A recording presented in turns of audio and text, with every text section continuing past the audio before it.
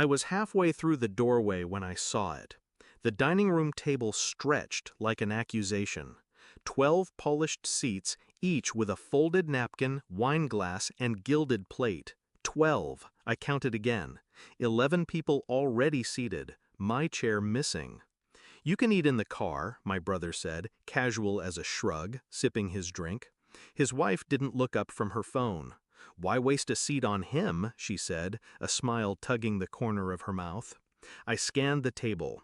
My ex-wife sat between my parents, laughing, wearing the scarf I gave her the year she drained my savings. The room smelled of roast beef and false warmth. I didn't sit, didn't ask. My fingers found the small wrapped box in my coat pocket, the gift I'd brought for my brother. Not expensive, though what it contained was worth more than anything in the room. I stepped toward him. "Check under your plate." His brow furrowed. He lifted it.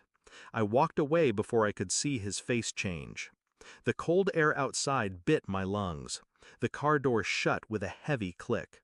Inside, silence, until Mom called my name from the porch, and Dad ran out, fast. This dinner was supposed to be neutral ground. The first one in years since the divorce. My mother's idea. Family, no matter what. But they'd forgotten the unspoken rule. I don't forget. My brother had been circling my life long before the table stunt. The quiet texts to my wife while we were still married. The way they both avoided eye contact when I'd enter a room.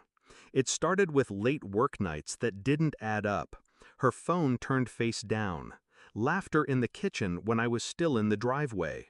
Back then, I didn't know how deep it went, only that something was being built between them, brick by brick, behind my back. I told myself it was nothing, told myself blood wouldn't betray blood. But denial is just a slower form of dying. When the divorce hit, she took more than half. My brother stayed silent. Neutral, he said, until I found his name in her call history. 3 days after the papers were signed. The pattern was too perfect to be an accident. I didn't confront, not yet. I learned to wait, to play the long game. First, I checked her social media. A photo at the lake, his jacket on her shoulders, a coffee cup in the background with his company's logo. Then his bank's public charity report, a donation large on her birthday. Still, no proof they'd crossed the line before the divorce. That mattered to me, morally, if not legally. So I went deeper. A friend at the phone company owed me a favor. I got records, months' worth of late-night calls between their numbers. Times when she'd told me she was with her sister. Then the old group photo from our last Christmas before the split. The way she stood too close to him, his hand behind her chair. The gift I brought tonight wasn't wrapped out of sentiment.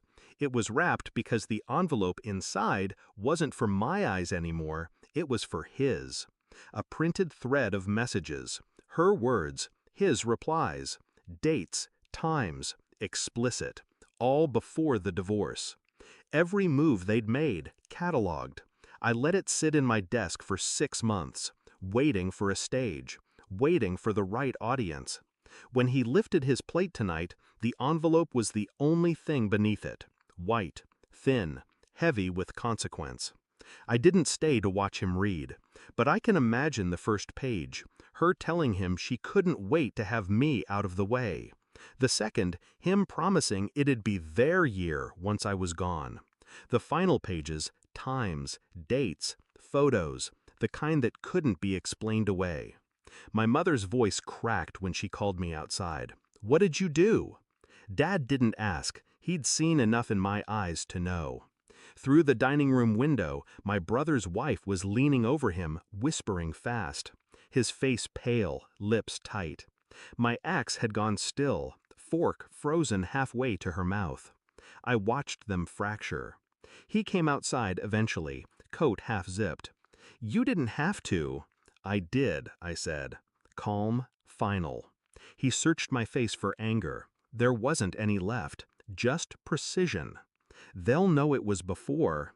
They already do. A single truth is heavier than any accusation, especially when it's documented. I walked past him toward the gate. The night air was cleaner than the dining room. Inside, voices rose, my ex's tone sharp, his wife's sharper.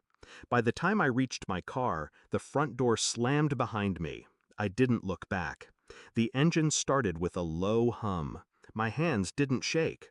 I wasn't thinking about the money I'd lost in the divorce, or the years they'd stolen while pretending to be my family. I thought about silence, the kind that follows a dropped glass, sharp and waiting. I'd left them with that silence, with each other. When people show you what they are, you don't argue, you step aside. I pulled onto the road, headlights cutting through the dark. Some truths aren't meant to be shouted. They're meant to be placed quietly under a plate and left to do their work.